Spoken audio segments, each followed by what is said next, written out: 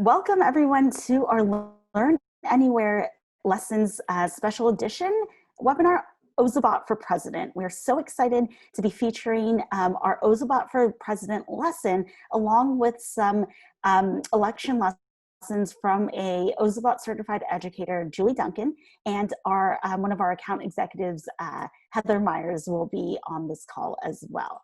So my name is Melissa Tui. I'm the Ed Tech and Adoption Specialist here at Ozobot, and we're so excited for you to be joining us today. First, we'd like to go over our 2 ways to code for anyone that's not familiar with Ozobot. Ozobot is a tiny desktop robot that is able to be coded by color codes, which are our patented marker colors that code our robot to display specific behaviors when it runs over a specific color code, and Ozoblockly, where you can use block-based coding to code our robot. Our 2 ways to code are flexible for all grade levels, kindergarten through 12th grade, and integratable with all content and subject areas. So if you'd like more information or ideas of how to integrate Ozobots into your classroom, you can visit our lesson library, and we have lots of different lessons for you to check out and to integrate into your own classroom. For today's lesson, we are going to cover one Learn Anywhere lesson that is Ozobot for President, and then Julie Duncan is going to cover some content that is not Ozobot related, but we wanted to share some tips and tricks and resources for you to share with your students and to teach your students, just in case you didn't have Ozobots in your classroom, and give you content in case you did have Ozobots in your classroom. Just a very quick overview of our Learn Anywhere content. We have content for 2nd through 5th grade. Today's lesson, Ozobot for President, can be scaffolded down to kindergarten all the way up through middle school. And I'll show you how you're able to scaffold that content for the different age levels. We do recommend that the pacing is 1 lesson per week for our Learn Anywhere content, and each activity is about 45 minutes long. And all of our lessons are standards aligned, and they are tied to 1 ISTE standard, 1 CSTA standard, and 1 content standard. And today that will be social studies standards. All of our Learn Anywhere lessons include a full lesson package that includes a synchronous lesson plan, instructional video, standards alignment, student activity guide, student activity sheets, and teacher answer keys or potential solutions. If you want more information about these Learn Anywhere lessons, we check out our past webinars page at ozobot.com, where we have a listing of different webinars where we dive deep into our Learn Anywhere content. Again, we have fully fledged lesson plans that are similar to your traditional lesson plans, and those answer keys, and that's a little bit of what they look like. We do recommend that before diving into our Learn Anywhere lessons, you start your students with our first 4 introductory lessons, starting with Introduction to Ozobot Get to Know Evo, and then we have 3 Introduction to Color Codes lessons. Again, we do have a webinar dedicated to these 4 lessons, so check out our past webinars page to learn more about them. You can find these lessons in our Ozobot lesson library by creating an account in Ozobot Classroom. It's completely free. You can, once you log in, you can click on lessons on the left, and this is where you can find our remote friendly lesson content. There's an icon on the lessons page, or there's also a filter here where you can filter by remote friendly content. Today, we are going to dive into Ozobot for President. This is a special lesson that we have created for the election in 2020, and we have 2 versions of this lesson, one for lower elementary school and then one for grades 4 and up. These lessons are very similar. The only difference is that the beginner lesson is scaffolded down with a shorter sentence frame, less color codes for your students. And we recommend for any emerging readers or pre-readers in kindergarten and 1st grade to use complete the story frame as a class, and then let students complete the maps individually. There is quite a bit of reading in the story frame, so for students that are emerging readers or aren't independent readers yet, this is something that you can easily complete as a class together. We have included in this slide deck for you a the full video of the advanced lesson, so you can come back and visit this and check out the whole video. This is student facing, so you can show this video to your students and they can self-pace and self-guide through this lesson. The lesson starts with a story frame. And actually, let me go and play the first part of the video so that you can see what the beginning of this lesson looks and feels like for students. Let me just make sure that my sound is being shared.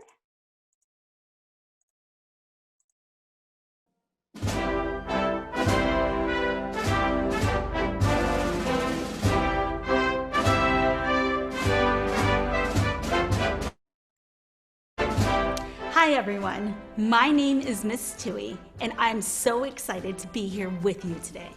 Guess what? Election Day is right around the corner. For today's lesson, you will need an Ozobot, fully charged and calibrated, your color code markers, a pencil, glue or tape, scissors, all 4 pages of your Ozobot for President activity sheets, and an optional coloring page if you'd like. In today's lesson, you will serve as Ozobot's campaign manager and use color codes to help Ozobot campaign across the United States. Why is Election Day important? In the United States, citizens vote and elect a president every 4 years. Voting is a process where people can decide things fairly when they do not all agree, and every person's voice is heard. A candidate is somebody who runs for political office, like president. In order to win, a candidate runs a campaign, which is an organized effort to get people to vote for them on Election Day. Today, Ozobot is running for president. So you can see that we give your students everything they need to be successful in the lesson. We front load information, we tell them all the materials. They can be completely independent with these lessons. Now, again, going back to the story frames, we have the beginner version and the advanced version. In the beginner version, we are asking students just to fill in the names of states and campaign events, and we include a campaign events key here. In the next part, on the next slide, I'm going to actually play the chapter that we actually explain all of the campaign events to students so that they get an idea of what happens at each campaign event. But they actually watch that portion of the video and then they fill out the story frame. In the advanced version, it's a little bit more detailed where students can add in verbs and adjectives and other different fun things into their story. So let's go ahead and watch the story frame. Ozobot has seen such great success and has decided to run for president of the United States. Ozobot needs your help. Are you ready to serve as Ozobot's campaign manager? Great. Let's hit the campaign trail. Presidential candidates campaign leading up to the election. They go to and host different events so that they can get more people to turn out and vote. Campaign events include speeches, fundraisers, town halls, debates, conventions, and interviews. Candidates give speeches to tell voters more about what they will do as president. They host fundraisers to help pay for all the costs of running for president. During town halls, candidates meet with community members to answer questions and hear concerns directly from citizens. During debates, candidates discuss topics that they disagree on. At conventions, a candidate is officially nominated to run for president. During interviews, candidates talk to newspapers, TV, radio, and magazine journalists to share their ideas. You get to plan Ozobot's campaign across the country. Look at section 1. There's a story frame for you to complete. Read through the story and fill in the missing blanks. Alternatively, if you'd like to get silly, fill in the blanks first and then go back and read the story and fix any grammatical errors. Watch me as I read the story frame. After 2 successful terms as mayor of Ozotown, Ozobot decided to run for president of the United States. In order to win the election, Ozobot campaigned across the country. First, Ozobot ran to Texas and picked up its running mate. Ozobot felt excited. Afterward, Ozobot dashed to California for a fundraiser. There, Ozobot met so many voters and lit up all green LEDs when it met a movie star. Next, Ozobot hurried to Minnesota for an engaging town hall. Ozobot had a wonderful time. While there, it ate the famous burger. For Ozobot's last event before Election Day, Ozobot sped to Arkansas for a speech. During its speech, Ozobot talked about its pet dog. On Election Day, Ozobot woke up and voted. Now it's election night and the votes are in. Ozobot is named President-elect of the United States. Ozobot celebrates its victory in Washington, D.C.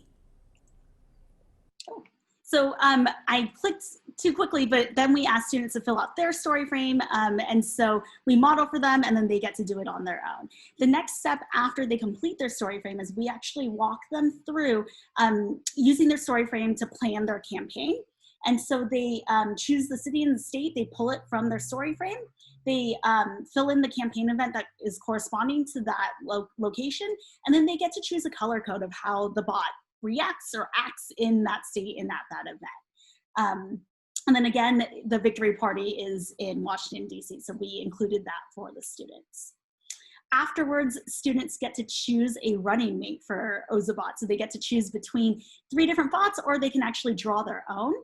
And there's also a really fun costume that Ozobot gets to wear as it's campaigning. Oh, my background is blurring, but he gets to wear the Uncle Sam hat. And with this running mate, they actually cut it out and then paste the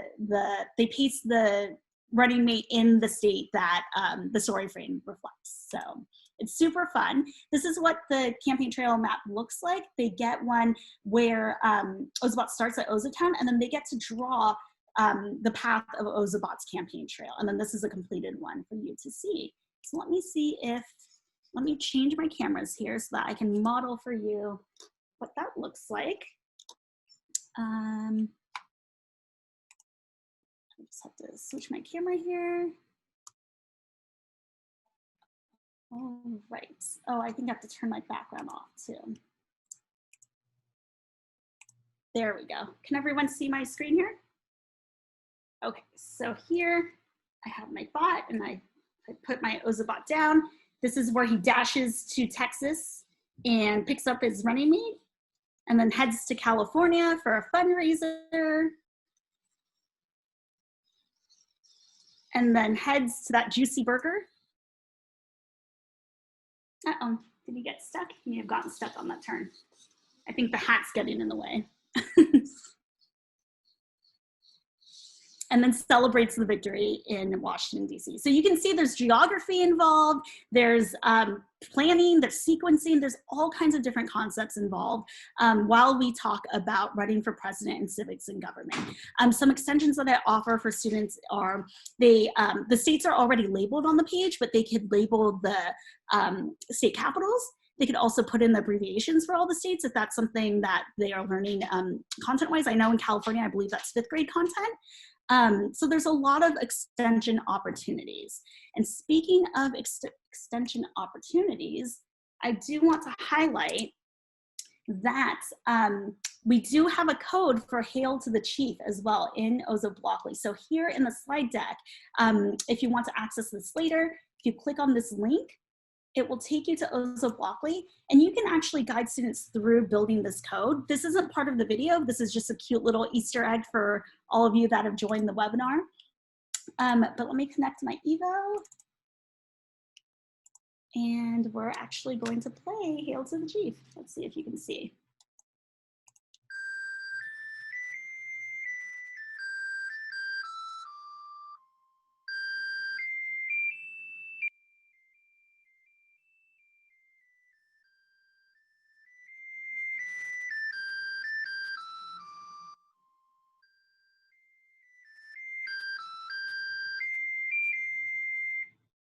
So that's an easy way to get some arts integration, some music in there if your students are at the level where they enjoy coding their Ozobot to sing. So those are some options for you.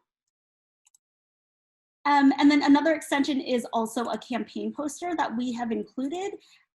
This is in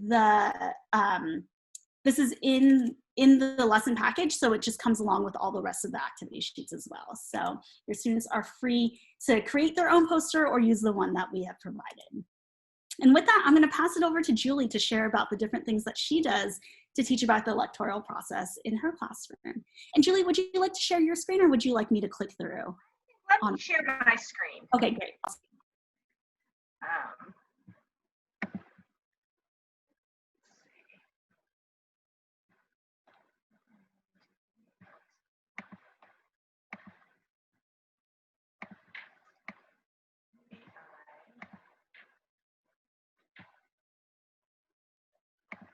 Sorry about this. I'm not sure why it's not. Did that do it? Yes, we can see it. Okay, good. Thanks. I always like to double check, given every once in a while teaching over Zoom, I realize I'm talking to myself. So thanks everyone. I want to just share a little bit about a lesson that I taught first in 2016, and then I've revamped it in order to teach it using the hybrid model now in 2020. And it's all about understanding the Electoral College.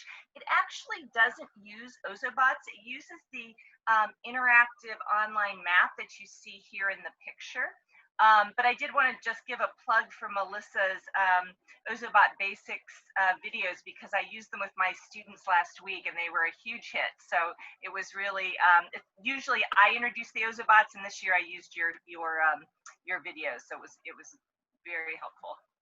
So you're going to find in the materials a really detailed lesson plan, so you don't need to worry too much about taking notes.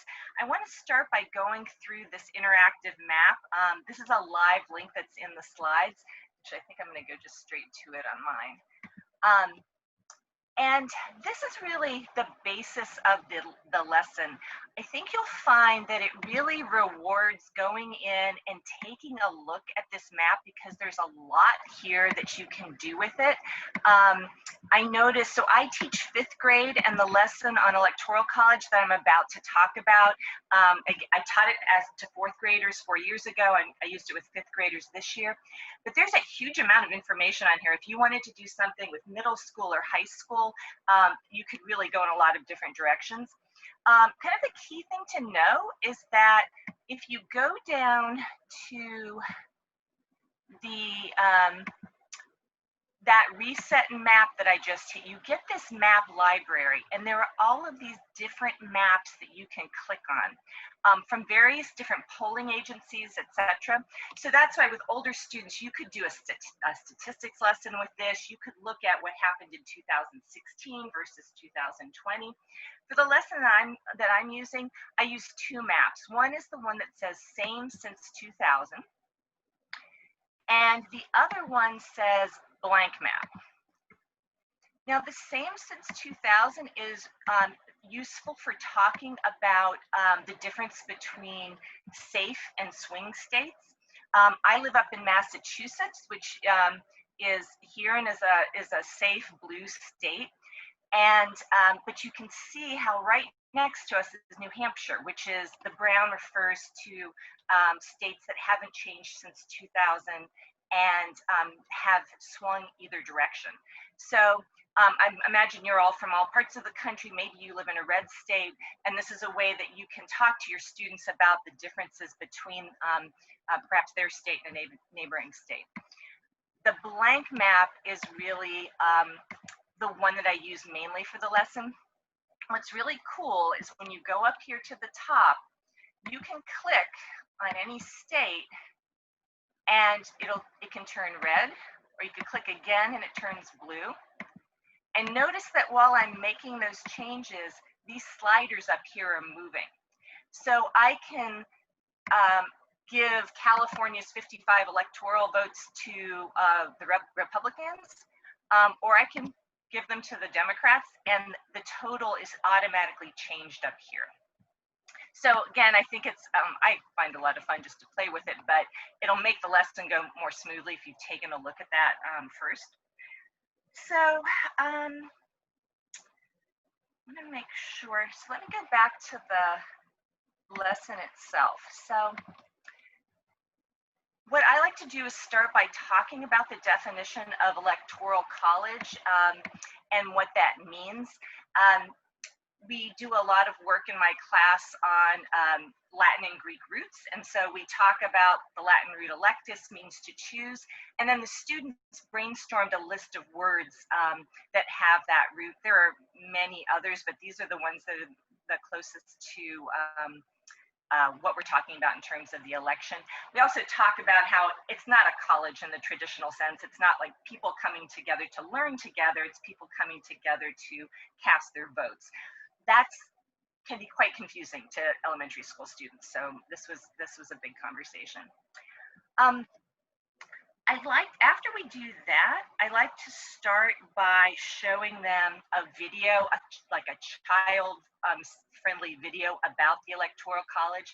There's a live link in here you can use. There are many, many options. Like I probably looked at 10 before I picked this one. I don't think I'm going to show it, but they just have different child-friendly ways of explaining the Electoral College. But I give all my kids a Post-it note in advance and ask them to write down at least one question that they have. So this, I think, is a very rewarding thing to do. I asked them to write questions that they had about the Electoral College itself, but most of the questions had nothing to do with the Electoral College, and they had some really interesting misconceptions. And this kind of goes back to that conversation about safe versus swing states. My students were really confused about, some of them thought that if you lived in Massachusetts, you had to vote Republican. Some of them thought, were very confused. We've had a Republican governor for many years. Over decades, we've had a Republican governor off and on. They didn't understand that. So I think this is really helpful because you can so easily get going along in a lesson in one direction, having no idea that kids have really major misunderstandings about how the process works. Let's see, what else did I want to make sure to tell you? Okay. So after we did all this, then we actually started talking about how to model the Electoral College. And one of the things I give you in the materials, I have these cards that have the states with the an outline of the state and the number of Electoral College votes. I like using them. You don't have to use them, but it's kind of nice for the kids to have like a visual and something in front of them. I'm about to show you how I organized it this year. I'm teaching in the hybrid model, so I have 10 kids Monday and Tuesday, 10 more kids Thursday and Friday. They all have to sit at individual desks. They can't work together and share the cards. When I taught this 4 years ago, it was very different and we organized it differently, but this seemed to work pretty well. Let's see. So one of the things, so the way that I do this is I give the kids something that's not political that they're going to vote on, something that they might have an opinion on. And I did, an example I'm showing here, I did pizza versus hamburgers. I also have done, we had time in one of the classes to do cats versus dogs. We did basketball versus baseball. The kids just love voting, so this was a big hit. But we started out with this pizza versus hamburgers. And what you're gonna see, and in the document with the lesson, this is a live table you can edit any way you want. Because I have 10 students, I have their actual names here, but I gave them numbers for this. And see how I've divided up the Electoral College votes so that they're approximately equal. You can't get it exactly equal, but approximately equal. And gave them the cards. So they had, one child had just California. One child had all of these states. One child had just these 4 states. And so I kind of started there and looked at the table and said, and their cards and said, well, what do you notice? And of course, immediately they're like, well, wait a minute, California, the student with California gets one state. And we talked about the differences and the things that they notice. So then what we did is we mimicked, to a degree, popular vote versus electoral college vote. So what we typically do in our class when we do a vote is they put their heads down, and it was raise your hand if you prefer pizza, then raise your hand if you prefer hamburgers. So that's this column here. This is the popular vote. Who picked pizza and who picked hamburgers? Now, if you wanted to get really more, I don't know, more specific about it, you could give them the popular vote counts of their actual states, but that was kind of a bit more than I could handle in a 45-minute lesson, so they got one vote. So that's their popular vote. I noticed this particular example, it was tied 5-5. Here is the same tally based on their electoral college vote. And here, pizza wins. Pizza gets 274 electoral college votes. Hamburger only gets 264. And what makes that kind of fun is we didn't do it just here in the table. We did it on the interactive map. So as students were voting, here we go. I was clicking on these, and you could watch as, pizza went across the country, or, oh, here comes hamburger. Right, so you could see what that looks like. And we talked about, too, how you can have situations like this, where you've got a lot of maybe surface area of the country. It looks like a big vote, but actually it's not a lot of electoral votes. So we got into that conversation and talked about how on election night you might see something like that. You might see a wave of color, but what really matters is the count that is happening up here. And I wish they had a way that you could actually change that label to hamburger and pizza, but I just basically said, here's what the color means. Let's see what else I wanted to tell you.